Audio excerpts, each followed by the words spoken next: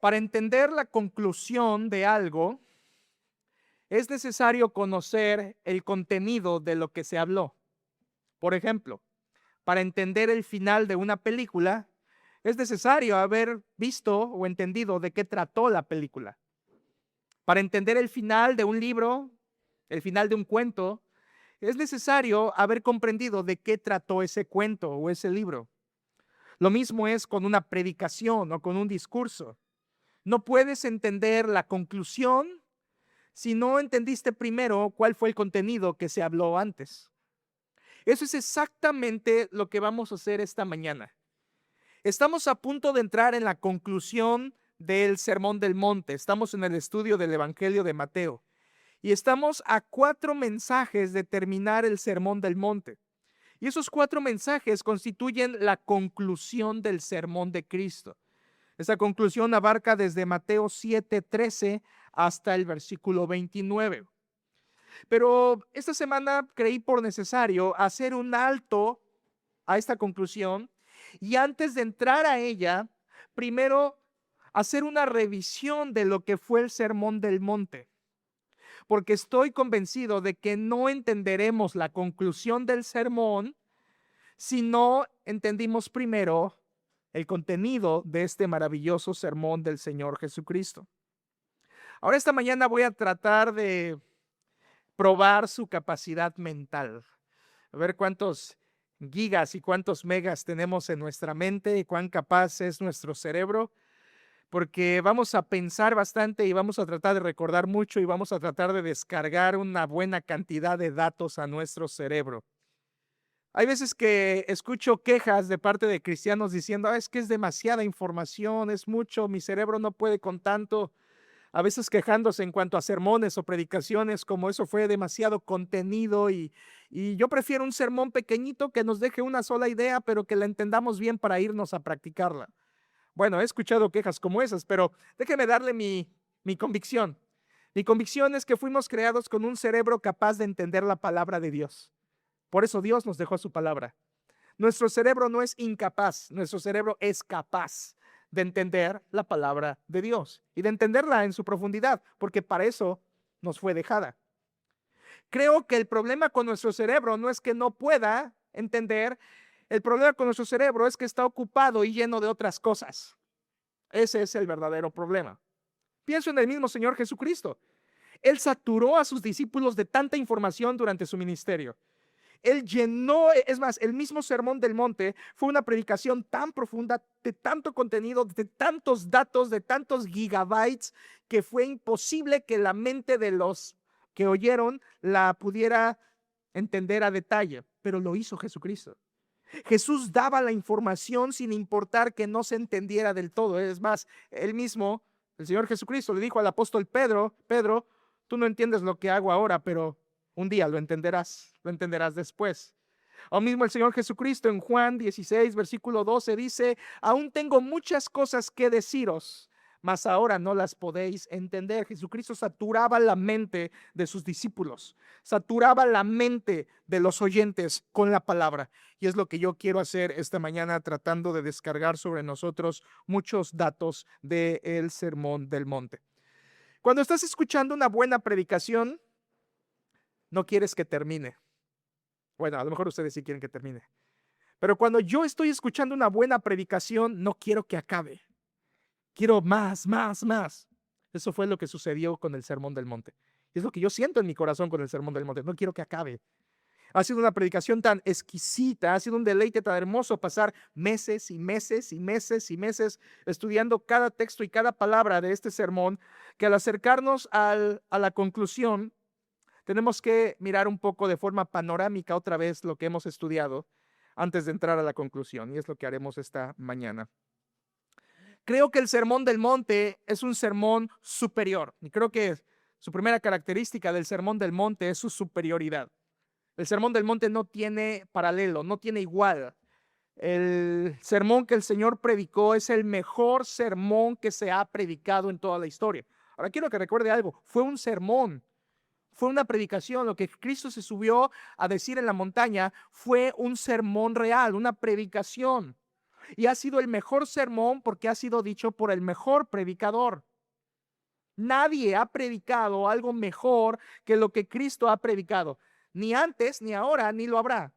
Y con tantos predicadores buenos que ha habido en el pasado, en siglos pasados, y grandes hombres de Dios que han predicado la palabra y que han hecho que los púlpitos se enciendan de fuego espiritualmente hablando, con poder de la palabra de Dios fluyendo de sus bocas, explicando y exponiendo la palabra, aún así no le llega a los talones de la predicación del sermón del monte dicha por el rey, porque fue el rey quien lo dijo.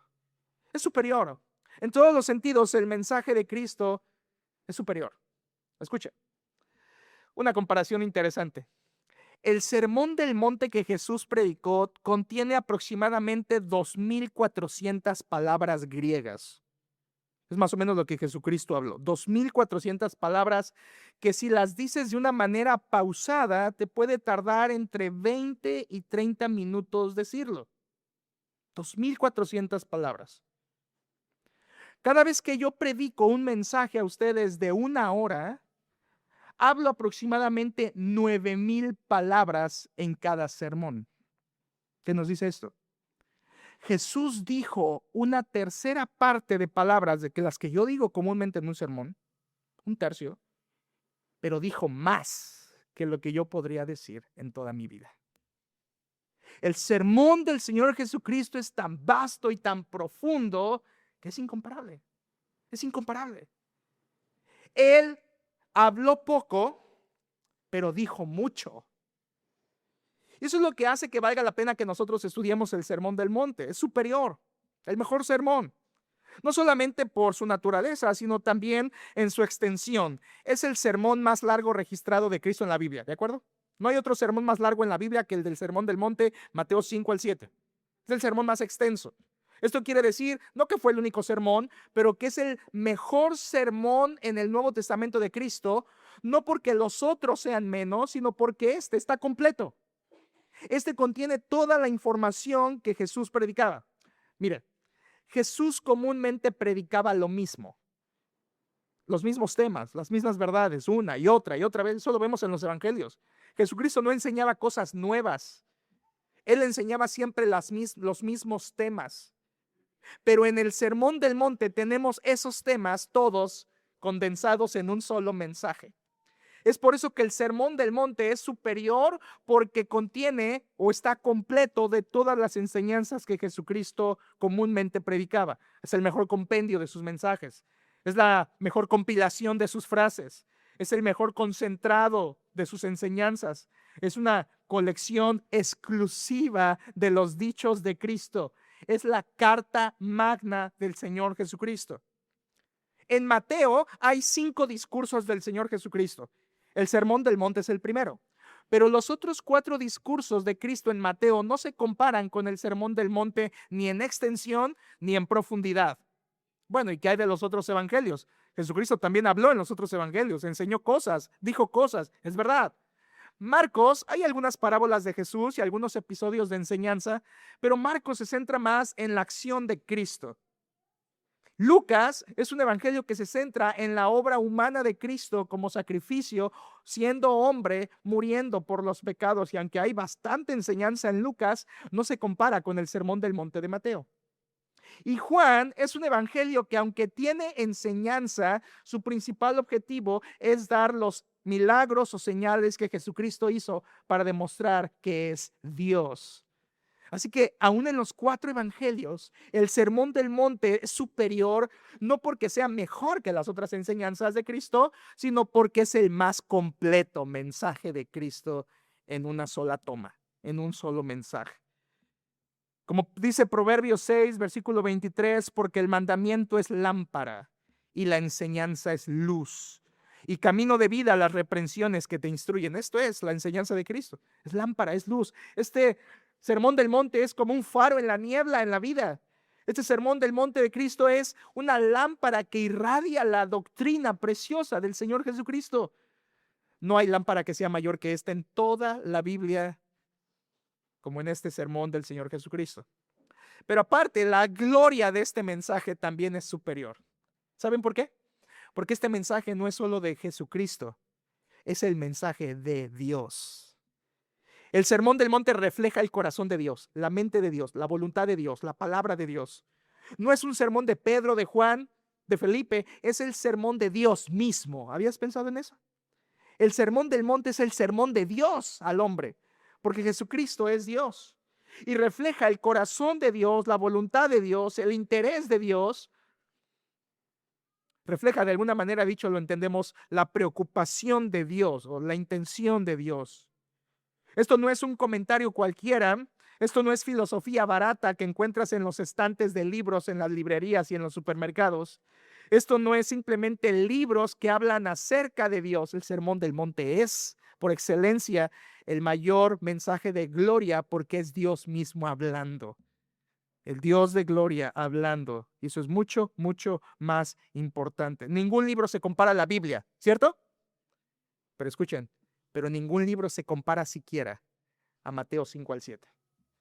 Si no tuviéramos la Biblia y solamente tuviéramos Mateo 5 al 7, y es todo lo que tuviera el hombre de Biblia, eso sería suficiente para dar gloria a esa palabra.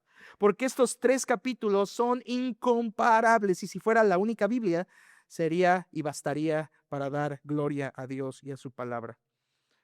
El Sermón del Monte es superior. Pero además de que el Sermón del Monte es superior, también este sermón tiene la característica de que es suficiente. Es suficiente. Y en esta iglesia, para que usted lo sepa y lo recuerde, creemos en la suficiencia de las Escrituras. La suficiencia de las Escrituras significa que en la Biblia se encuentra todo lo que el hombre necesita saber de Dios y para ser salvo. Todo lo que el hombre necesita saber sobre Dios y la salvación está aquí. No necesita nada más. Ahora escucha, otra vez. Si solo tuviéramos Mateo 5 al 7, ahí está todo.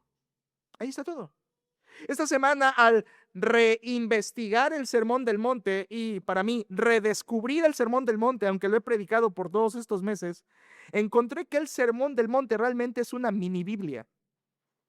El Sermón del Monte es tan suficiente para el hombre que tú podrías tomar del Sermón del Monte todas las verdades importantes para el ser humano. Es un sermón suficiente. La suficiencia de las Escrituras se aplica a este sermón. Es como dice el Salmo 19:7, la ley de Jehová es perfecta, que convierte el alma. El testimonio de Jehová es fiel, que hace sabio al sencillo. Este sermón de Cristo es perfecto. O como dice 2 Timoteo 3:16 y 17, toda la Escritura es inspirada por Dios y útil para enseñar, para redarguir, para corregir, para instruir en justicia. ¿A fin de qué? A fin de que el hombre de Dios sea perfecto, enteramente preparado para toda buena obra. Eso se aplica al Sermón del Monte. El Sermón del Monte es útil para todo esto. El Sermón del Monte se convierte para mí de hoy en adelante en un resumen precioso de toda la Biblia. Los temas más importantes para el hombre se encuentran ahí y es sorprendente, escuche. Todos los temas que Jesús habló, y hice una investigación esta semana nuevamente, y concluí que de forma directa o indirecta, explícita o implícita, Jesús habló en el Sermón del Monte todos los temas importantes para el hombre. Todos, en 3 capítulos. En un sermón de 25 minutos Jesús habló todo lo que el hombre tiene que saber de Dios. Increíble, todo. Y para demostrárselo, hice una lista de todos los temas que contiene el Sermón del Monte y son más de 50 temas. No trate de tomar nota, solo escuche. De esto habla el Sermón del Monte, clasificado por temas. El Sermón del Monte habla de la felicidad, habla de la influencia espiritual, habla del testimonio de vida, habla de las buenas obras, de la escritura y los mandatos de Dios, habla de religión, habla de odio, habla del matrimonio, habla de la familia, habla de la forma de hablar, habla de la forma de pensar, habla del pecado sexual, habla de las tentaciones, habla de la mundanalidad, habla del diablo, habla de la venganza, habla del amor, habla de los enemigos, habla de la santidad, de la adoración, de la gloria de Dios, de los atributos de Dios, habla de la generosidad, habla de la oración, habla del perdón, habla de la virtud, habla de la piedad, habla del dinero y las posesiones, Habla de la humildad, habla de la discreción, habla de la sumisión, habla de las prioridades, de la provisión, de la fe, de las pruebas, del arrepentimiento, de la confesión, habla del evangelismo, habla de la autoexaminación, habla de la restauración, de la preocupación, de la crítica, del prójimo, del egoísmo, de la falsa doctrina, de la falsa fe, de la sabiduría divina, de la necedad, y por encima de todas estas cosas, habla de la hipocresía, del juicio, de la condenación del infierno, del cielo, de las recompensas y sobre todo habla de la salvación. Más de 50 temas. Los fui registrando. Todo lo que el hombre necesita saber está en el Sermón del Monte. Suficiente. Es suficiente. Y me quedo corto con estos más de 50 temas. Es como si usted dice, yo tengo problemas, hay un familiar incrédulo en mi familia, no sé cómo sobrellevarlo. La respuesta está en el Sermón del Monte. Tengo problemas matrimoniales. Gran respuesta está en el Sermón del Monte. Tengo problemas en el trabajo, con los compañeros del trabajo. El Sermón del Monte te podría dar varias respuestas útiles. Batallo con ansiedad, con preocupación. El Sermón del Monte te soluciona. Tengo problemas con malas relaciones con otras personas. El Sermón del Monte te da solución. Etcétera, etcétera, etcétera, etcétera. Todos los principios para la vida del hombre están aquí en estos 3 capítulos. Esta semana incluso estaba yo pensando, ¿qué pasaría si de ahora en adelante, cada vez que aconsejo, confronto, reprendo, corrijo como pastor, me dedico solo a utilizar el Sermón del Monte?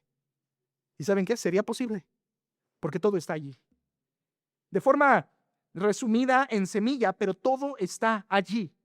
En 3 capítulos tienes la grandeza del mensaje de Cristo en tan solo 2,400 palabras.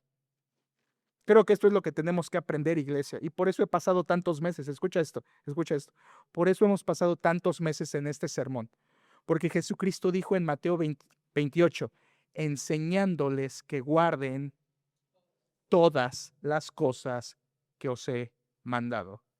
El deber de la iglesia es que aprendamos todas las cosas que Cristo enseñó. Y es lo que hemos tratado de hacer. Es su enseñanza, es su clase. O como dice 1 Timoteo capítulo 4, a mí como pastor se me demanda que prediques la palabra de Dios.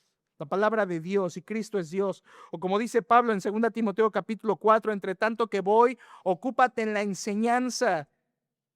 Si esto enseñas a los hermanos, serás buen ministro de Jesucristo, nutrido con las palabras de verdad. Cristo quiere que prediquemos su mensaje, su sermón, su palabra. Pero no podemos entrar a la conclusión de este gran sermón. Les he dicho que este sermón es superior, les he dicho que este sermón es suficiente, pero ahora quiero hablarles de las secciones de este sermón. Y es como una vista panorámica de qué trata el Sermón del Monte. Mira, si tú tuvieras que ponerle un título al Sermón del Monte, ¿cómo se hubiera llamado? Si Cristo le hubiera puesto un título al Sermón del Monte, ¿qué título le hubiera puesto? Quiero que sepan que uno de los momentos más oscuros de la semana para mí es cuando tengo que decidir el título de mis mensajes. Y aunque sé que a veces no se los voy a decir a ustedes, a veces solamente aparecerán ahí en la lista de videos guardados en nuestra plataforma, pero a algunos de ellos sí les digo el título, otros no, pero de todos modos para mí es un sufrimiento tratar de encontrar el título más adecuado para que transmita lo que quiero que transmita. Y nuestro hermano Josué batalla igual, para titular un mensaje es un sufrimiento, es una tortura. ¿Qué título le pones? Piénsalo. El gran sermón de Cristo, el mejor sermón que ha existido. Si tuviéramos que nombrarlo con un título, ¿qué título le pondríamos? Bueno, no se preocupe, no hay que inventarle. La Biblia lo responde. Jesucristo siempre hablaba de un tema. En su ministerio, 3 años y medio, su tema era el mismo siempre. Los evangelios lo dicen. E incluso cuando él resucita, en Hechos capítulo 1, dice que lo que le siguió hablando a sus discípulos era del mismo tema. El reino de Dios. Era el tema de Cristo. Cristo no se ponía a motivar a la gente con sus mensajes. Cristo no se ponía a decirles, pues échenle ganas en sus vidas, en el trabajo, en la familia. Él no se ponía con predicaciones políticas, motivacionales o temas de interés cultural. Cristo no hacía ninguna de estas cosas, ni tampoco predicaba cosas de prosperidad, ni por supuesto menos predicaba acerca de temas a gusto del público. ¿Cuántas veces he oído de iglesias que dice, a ver, el pastor, hermanos, ¿de qué quieren que les predique? Díganme, anótenme en un papelito y todo el año voy a predicar lo que ustedes quieren que yo predique. La palabra de Dios es lo que hay que predicar. No lo que la persona quiere oír, sino lo que Dios dice que necesita oír. Cristo no predicó lo que la gente quería oír, créanme que no lo hizo. Cristo predicó todo lo que la gente no hubiera querido oír jamás, pero era la verdad de la palabra de Dios. ¿Cómo seccionó Jesús este gran sermón del reino de Dios? ¿Cómo lo seccionó?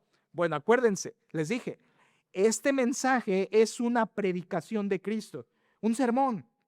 Y como toda buena predicación tiene una introducción, tiene 3 puntos y tiene una conclusión. Y así está estructurado el sermón de Cristo. Una introducción al inicio, una conclusión al final y 3 puntos en medio. Todo hablando del reino de Dios. Cuando comprendes esta estructura, llegas a otro nivel para comprender las palabras de Cristo. Una introducción, una conclusión, 3 puntos en medio. Hablemos de estas secciones. Primero, la introducción. Si vas ahí a Mateo 5, versículos 1 al 12, tenemos la introducción del Sermón del Monte, que es llamado las bienaventuranzas. La introducción de Cristo le empieza a prometer a la gente lo que van a recibir en el cielo si confían en Él. Versículo 3, bienaventurados los pobres en espíritu, porque de ellos es el reino de los cielos. Bienaventurados los que lloran, porque ellos recibirán consolación. Bienaventurados los mansos, porque ellos recibirán la tierra por heredad. Bienaventurados los que tienen hambre y sed de justicia, porque ellos serán saciados. Y así va Cristo. Bienaventurados ellos, porque tendrán una bendición celestial. Bienaventurados ellos, porque recibirán una recompensa celestial. Este es un mensaje excelente.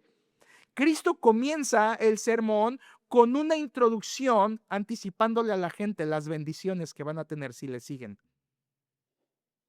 Las bienaventuranzas no es otra cosa sino el camino verdadero a la felicidad. Por eso Jesús usó la palabra Macarios, bienaventurado, verdadera felicidad, felicidad que viene de Dios. Hermanos, qué potente manera de iniciar un sermón. Jesús diciéndole a la gente, tu felicidad está en Dios. Gran sermón. Gran sermón.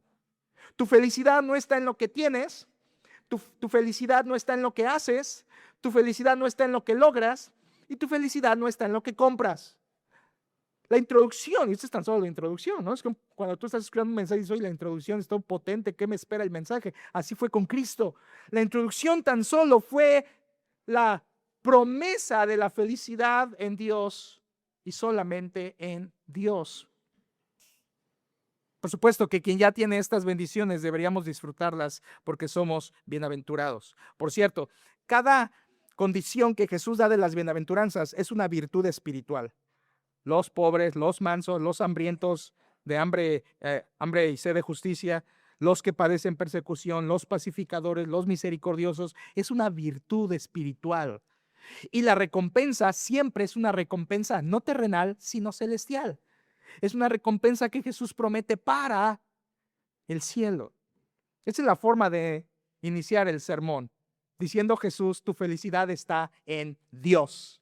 Entonces, la introducción ahora, vienen 3 puntos, les dije. El primer punto se centra en hablar de los ciudadanos del reino. Versículos 13, 14, 15 y 16 nos hablan de esto, 13 al 16. Y nos dice Jesús 2 cosas en esta sección. Versículo 13, vosotros sois la sal de la tierra. Y versículo 14, vosotros sois la luz del mundo. Esta es la manera en que Jesús define a los creyentes. Él dice, ustedes son luz y ustedes son sal. Este punto es simplemente Jesús hablando de los ciudadanos de su reino. ¿Cómo son?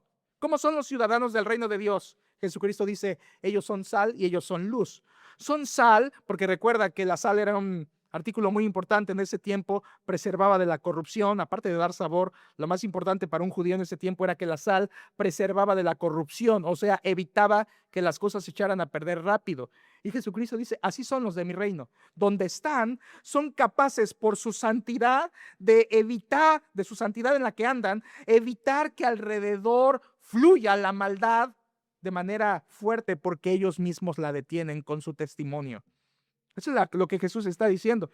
Si los hijos de mi reino, dice Cristo, donde están, brillan. No solo son sal, son luz, porque a través de ellos irradian para gloria de Dios con sus buenas obras. Versículo 16, ¿recuerdas? Para que vean sus buenas obras, y el final de todo esto no es que exalten al cristiano, sino que glorifiquen ¿a quién? A vuestro Padre que está en los cielos. Aquí tienes un ciudadano del reino. Aquí tienes a un verdadero cristiano. Escucha, y si tú no eres esto que voy a decir, que Cristo dijo, entonces deberías detenerte en tu vida, parar tu coche y hacer un autoanálisis, porque Jesús dijo, esto es un cristiano. Vive santamente al grado de preservar la maldad a su alrededor, es sal, y vive brillando con buenas obras que glorifican a Dios. Eso es un creyente. Es tan solo el primer punto del Sermón del Monte. Jesús está hablando de toda la influencia que es un creyente. Es sal, es luz. El segundo punto del Sermón del Monte, él habla acerca de la obediencia en el reino. Ya hablo de los ciudadanos del reino. Bueno, si vamos un poco para atrás, ya habló la introducción, las bienaventuranzas o promesas del reino. Luego habló de los ciudadanos del reino, son sal, son luz. El segundo punto de su sermón es la obediencia en el reino, y esto corre desde el capítulo 5, versículo 17, hasta el capítulo 6, versículo 18. ¿Me están siguiendo? Estamos tratando de descargar datos. No cierre su mente. No diga, ya esto es demasiado, me voy a dormir. Trate de captar todo esto porque es información divina. El segundo punto del mensaje del monte es la obediencia en el reino. Como les dije, abarca desde el 5:17 hasta el 6:18. Aquí Jesucristo pone y establece las leyes eternas para su reino. Y Jesús va a subdividir en dos incisos este punto. Es la primera vez que Jesús va a dividir tanto. En este segundo punto de la obediencia en el reino, Jesús va a hablar de la doctrina y de la práctica. Doctrina y práctica, muy fácil de recordar. Doctrina. Jesús toma 6 mandamientos que los judíos habían torcido. ¿Recuerdas? ¿Oísteis que fue dicho esto? Pero yo os digo esto. ¿Oísteis que fue dicho esto? Pero yo digo esto. ¿Por qué Jesús hace eso? Y corrige la doctrina. Porque la doctrina de los escribas y fariseos estaba totalmente pervertida. Ellos habían torcido porque ellos habían inyectado las tradiciones judaicas, rabínicas, y habían revuelto con la ley de Dios, del Antiguo Testamento, y habían generado una escritura espúrea, falsa, combinada, que ya no era palabra de Dios, sino una mezcolanza con las tradiciones de los hombres. Entonces Jesús dice, a ver, ustedes han oído esto. En otras palabras, les han enseñado esta doctrina. Pero yo os digo, esta es la verdadera doctrina. Y recuerdas, Jesús ocupa esos 6 enseñanzas rabínicas para corregirlas, y al final de cuentas, Jesús tiene una sola palabra en su mente a la que está atacando, y esa palabra es la palabra hipocresía. La religión de los escribas y fariseos era hipócrita. ¿En qué sentido? En que solamente cuidaban lo externo, las apariencias, lo visible, pero descuidaban el corazón, descuidaban el interior. Y toda la religión del tiempo de Cristo era así. Con que aparentes que estás bien es suficiente. La religión verdadera, decían ellos, es la que se ve. No, Jesús dice, oísteis que fue dicho eso, pero yo os digo esto, simplemente para tomar un ejemplo. Oísteis que fue dicho, versículo 27, no cometerás adulterio. Bien, no cometas el acto. Está bien, mientras no vayas y cometas ese hecho externamente, no has pecado. Pero Jesús se va al corazón. Jesús no se queda en las apariencias. Jesús no se queda en lo externo. Jesús se va hasta la raíz y dice, versículo 28, pero yo os digo que cualquiera que mira a una mujer para codiciarla en su corazón, ya adulteró con ella. El punto es, Jesús dice, el pecado no inicia afuera, el pecado inicia en el corazón. Y todas estas 6 correcciones de mala doctrina Jesús las hace pensando en que ellos creían algo hipócrita, y Jesús les declara que la verdadera fe, la verdadera religión es en el corazón. Inicia en el corazón. Los 2 primeros, por ejemplo, solo para tener una referencia, los 2 primeros mandatos que corrige acerca de el enojo o el homicidio y el adulterio, Jesús está yéndose a la raíz en el corazón. El tercero, que es acerca del divorcio, y el cuarto, cuando habla de los juramentos, Jesucristo está hablando de las concesiones que ellos como religiosos, sus permisos, O sea, te has dado permiso de divorciarte. Porque así te lo han permitido tus religiosos.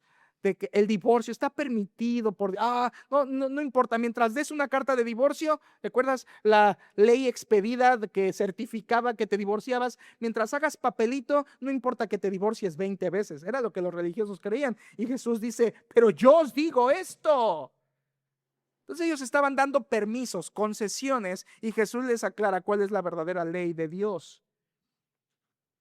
En los últimos dos, habla del amor y habla de cómo los creyentes debemos amar, no por conveniencia, no por venganza, no actuar con venganza, sino un verdadero amor hacia los demás. Así que simplemente estos 6 mandatos Jesús dice, sean santos y amen, sean santos y amen. Al final, cuando predicamos todo eso, les dije, hermanos, esto se reduce a 2 palabras, santidad y amor, santidad y amor.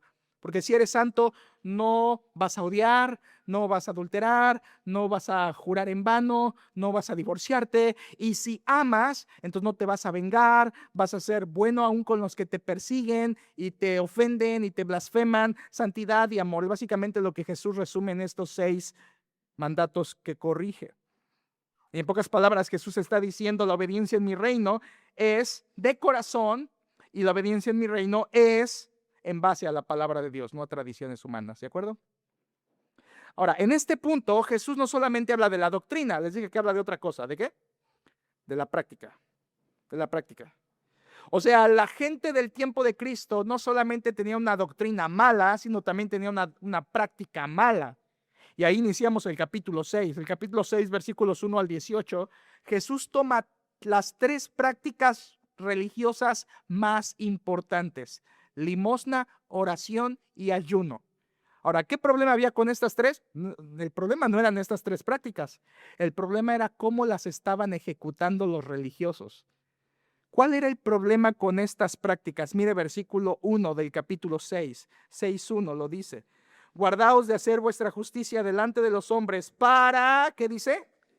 Ser vistos de ellos. Versículo 2. Cuando pues des limosna, no hagas tocar trompeta delante de ti, como hacen los hipócritas en las sinagogas y en las calles, para ser, ¿qué? Alabados por los hombres. De cierto os digo que ya tienen su recompensa. Versículo 5, baja tu mirada al 5, dice, cuando ores, no seas como los hipócritas, porque ellos aman el orar en pie en las sinagogas y en las esquinas de las calles, otra vez, para ser vistos de los hombres. Y si bajas al versículo 16, lo vuelve a repetir, 16, cuando ayunéis, no seáis austeros como los hipócritas, porque ellos demudan sus rostros para mostrar a los hombres que ayunan. De cierto os digo que ya tienen su recompensa. En otras palabras, la gente del tiempo de Jesús ayunaba, daba limosna y oraba solo para que los demás lo vieran y que entonces le dieran un gran reconocimiento. Oh, qué espiritual es, mira cuánto ora, mira cuánto ayuna, mira qué triste se ve en su ayuno, cuántos días llevará, 20 días ayunando, qué espiritual. Entonces, la práctica en sí no estaba mal, lo que estaba mal era cómo la ejecutaban. Y Jesús dice, cuando des limosna, hazlo así. Cuando ores, hazlo así. Y cuando ayunes, hazlo así. Y en las 3 es el mismo parámetro. Cuando hagas esto, hazlo para tu Padre que está en secreto. ¿Saben qué está enseñando Jesucristo con toda esta corrección? Él está diciendo, escucha, la vida espiritual es interna, primeramente, no es externa. La devoción verdadera a Dios es en el corazón o no existe. O no existe. La adoración que solo es por fuera, eso no es aceptado por Dios. Hacerlo para que otros te vean no es aceptado jamás por Dios. La devoción verdadera es interna en el corazón o no existe. Y entonces Jesús, dicho esto, nos lleva al tercer punto de su mensaje. Y el tercer punto de su mensaje, recuerden, introducción, las promesas, las bienaventuranzas del reino. Primer punto, los ciudadanos del reino. Segundo punto, la obediencia en el reino, doctrina y práctica. Y ahora en tercer punto del mensaje de Jesucristo, él habló acerca de los obstáculos para entrar al reino de Dios. Y es que hasta ahorita suena hermoso.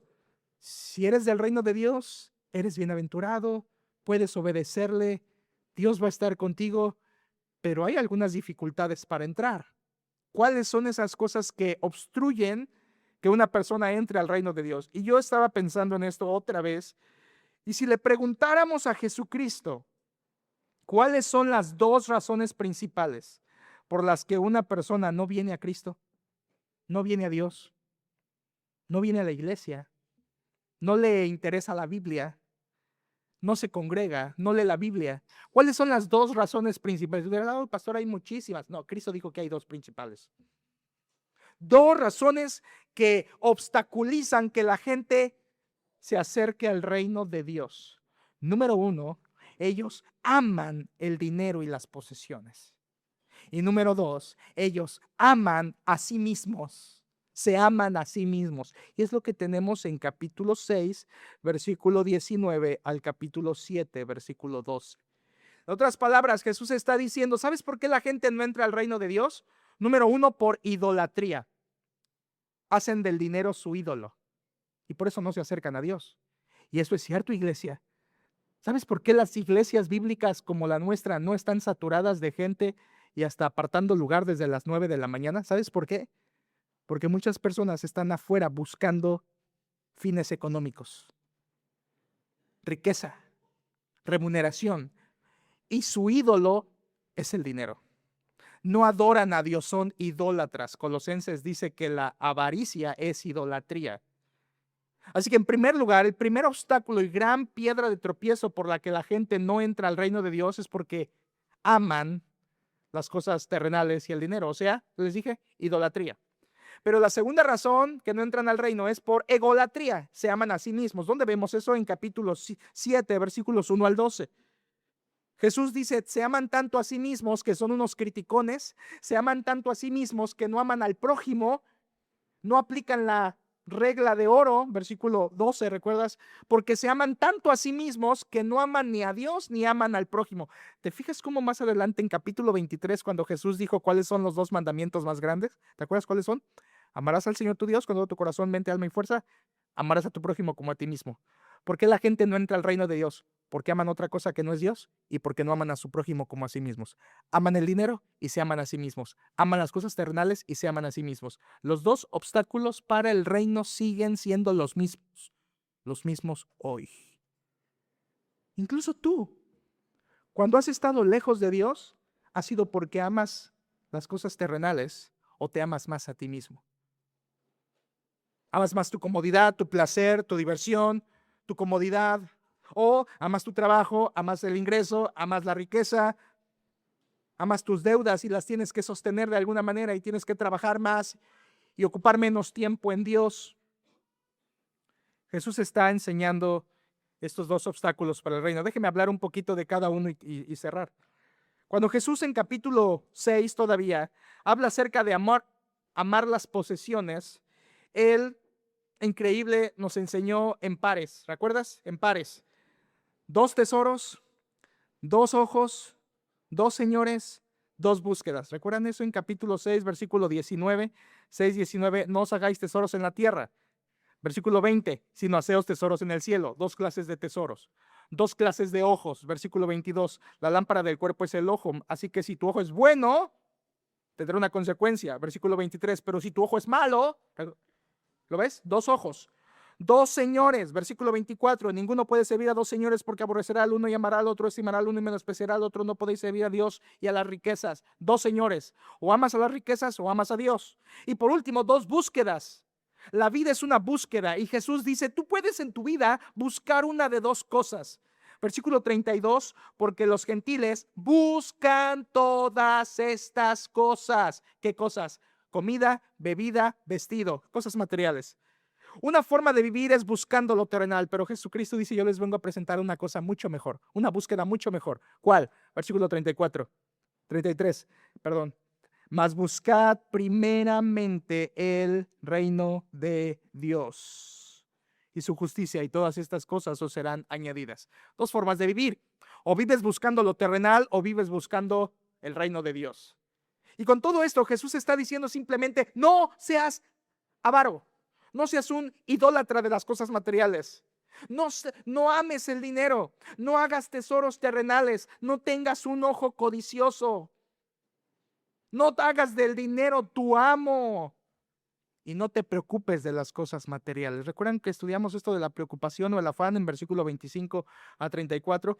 Y Jesucristo sabe que somos tan débiles que Él nos dejó 7 razones para no preocuparnos por las cosas materiales y vencer el afán, que lo estudiamos una a una ahí en capítulo 6, versículos 25 al 34. En pocas palabras, Jesús enseñó, si quieres vencer el afán y la preocupación por las cosas materiales, confía en Dios. Confía en Dios. Busca primeramente su reino y las demás cosas Dios te las añade. Otra vez, la idea de Dios es esta: encárgate de mi reino y yo me encargo de suplirte. Encárgate de mis cosas y yo me encargo de tus cosas. Ese es Dios. Y Cristo lo enseñó en su tercer punto. Ahora, la otra parte, acerca de la egolatría, capítulo 7, versículos 1 al 12, ya lo expliqué un poquito. Jesús básicamente está diciendo, deja de juzgar hipócritamente. Versículos 1 al 6, recordarán, versículo 1, no juzguéis para que no seáis juzgados. Está hablando del juicio hipócrita. Y lo aclara en el versículo 5. Hipócrita, 5, saca primero la viga de tu propio ojo y entonces verás bien para sacar la paja del ojo de tu hermano. Jesucristo está diciendo, dejen de juzgarse hipócritamente. Y una vez más, ¿cómo es el juicio hipócrita? Aquí te va.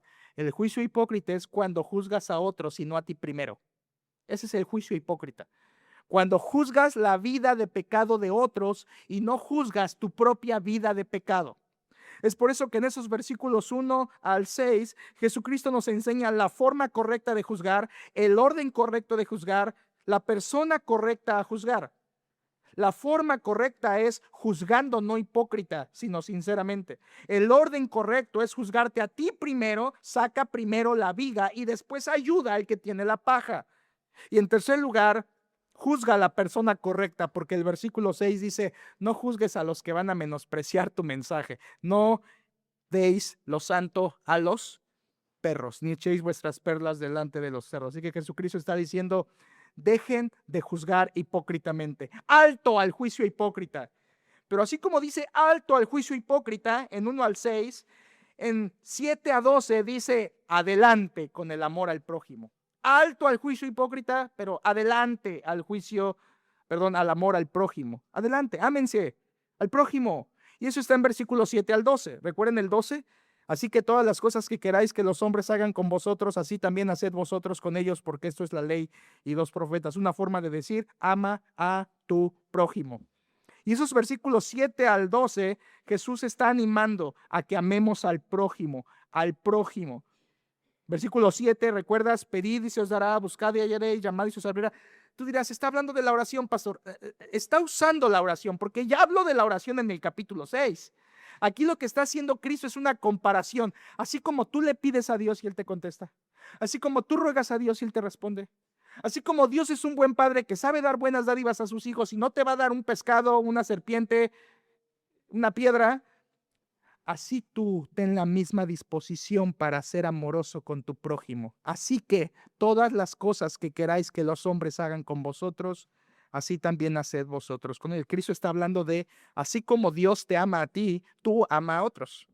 Es la idea. De esa manera no eres un egoísta. Pero, y por fin llegamos al final, todo esto que les he hablado, una introducción, 3 puntos, tiene que terminar con una conclusión. Ahora escuchen esto, hermanos, escuchen. Es un gravísimo error, grave error, que tú tengas toda esta información que acabamos de recordar y están los sermones grabados de cada parte de este sermón del monte. Pero es un grave error si tú sabes todo esto y la enseñanza está aquí y tú no haces nada. Es un gravísimo error. Que tú conozcas, que hayas entendido lo que Dios dice en el sermón del reino de Dios y no hagas nada. Que hayas entendido 3 capítulos, 3 puntos, una introducción y cerca una conclusión y no hagas nada. Que te quedes sin hacer nada delante de la palabra de Dios. ¿Sabes? Ignorar la palabra es exactamente lo que hizo, esto da mucha tristeza, exactamente lo que hizo la gente que escuchó el sermón del monte por primera vez. Versículos 28 y 29. Mírenlo. Acaba Jesús de predicar en el 27 y ¿qué hace la gente? Versículo 28 y 29. Y cuando terminó Jesús estas palabras, la gente se admiraba de su doctrina porque les enseñaba como quien tiene autoridad y no como los escribas. ¡Qué triste! Tú dirás, ¿dónde está la tristeza? Acaba de predicar Jesús el mayor sermón del universo y de toda la historia, y la gente queda asombrada no del contenido, sino de la forma. Y es como nosotros, hermano, ¿qué aprendiste del sermón? Que sí es cierto, pastor. Todo lo que se dijo es verdad. No recuerdas nada. Así fue la gente. Escucharon el mejor sermón del mundo y al final dijeron, este chavo predica bien. Este chavo predica diferente. No es como los escribas. Qué bueno. Su mente lo ignoró. Escucharon el mejor mensaje y acabaron yéndose hablando no del contenido, sino de la forma. Lo que les llamó la atención no fueron las verdades predicadas, fue la forma en que se transmitieron. Y muchos de ustedes así se salen. Buena predicación, contento, qué bueno que vine. Y luego por ahí mi esposa o yo, más mi esposa, ella es más valiente. Hermano, ¿y qué entendiste del mensaje de hoy? Pues que sí, hay que creer en Dios. Dices algo que sabes que nunca va a estar mal, ¿verdad? Pero bonito, hermoso, le entendí. Me encanta, le entendí, clarísimo. Ay, ¿cuál fue el mensaje? Repítemelo en tus palabras. Lo mismo le pasó a la gente del Sermón del Monte. Escucharon el mejor predicador y se fueron a sus casas vacíos. Qué grave peligro. Qué grave peligro. Creo que la clave está en la conclusión. Si tú entiendes la conclusión, no te puedes ir vacío del Sermón del Monte. Así como te hablé de la superioridad del Sermón del Monte, de la suficiencia del Sermón del Monte y de las secciones del Sermón del Monte, termino este mensaje hablándote del sello final del Sermón del Monte. Y el sello final es el broche de oro con que termina Cristo la conclusión. Capítulo 7, versículos 13 al final es su conclusión. Escuchen, hermanos, resumo y termino. La conclusión del Sermón del Monte contiene una invitación, 2 advertencias y una decisión. Otra vez, una invitación. Versículo 13. Entrad por la puerta estrecha. La invitación de la conclusión de Cristo. Primero, te invita, entra por la puerta estrecha. Y luego Jesús da 2 advertencias. Primera advertencia, versículo 15. Guardaos de los falsos profetas. Esa es la advertencia. Cuídate de los falsos. Cuídate de los que son lobos vestidos de oveja. Advertencia, foco rojo, cuidado. Y podríamos preguntar, ¿y cómo voy a saber quién es el lobo vestido de oveja? Muy fácil, Jesucristo lo dice 2 veces. Por sus, ¿qué? Frutos los conoceréis. Advertencia, no mires la predicación solamente, mira los frutos de la vida del que predica. Segunda advertencia, versículos 21 al 23. Esa es una advertencia fuerte, implícita, que Jesús dice, versículo 21, no todo el que me dice Señor, Señor entrará en el reino de los cielos. ¿Recuerdas? Versículo 22, muchos me dirán en aquel día, Señor, Señor, no profetizamos en tu nombre echamos fuera demonios, Versículo 23, y entonces les declararé, nunca os conocí, apartados de mí, hacedores de maldad. Esta es otra advertencia muy fuerte. Cuídate de no estar viviendo una religión falsa. Cuídate de no estar viviendo una fe falsa, creyendo que crees cuando realmente llegues a la muerte y te encuentres con que no vas al cielo, vas al infierno y dirás, ¿qué pasó? Yo siempre fui a la iglesia del pastor Arturo, estaba ahí, ayudaba, servía, y Cristo te dirá, nunca os conocí. Advertencia fuerte, no vaya a ser que estés viviendo una fe falsa. Gran advertencia de Cristo. La conclusión contiene una invitación, entrad por la puerta estrecha. 2 advertencias, guardaos de los falsos y cuidado de tener una religión falsa. Y termina la conclusión con una decisión. Versículos 24 al 29. Jesús dice, versículo 24, cualquiera pues que me oye estas palabras y las hace, le compararé a un hombre prudente que edificó su casa sobre la roca, etc. Versículo 26. pero cualquiera que me oye estas palabras y no las hace, le compraré. O sea, Jesús está diciendo todo lo que me has oído. Si lo haces, esto. Y si no lo haces, esto es tu decisión. ¿Entienden? El Sermón del Monte termina diciendo, es tu decisión. Tú debes tomar una decisión. ¿Ya me entendiste? Es tu decisión. Qué gran manera de concluir, ¿no? Una invitación, dos advertencias, una decisión.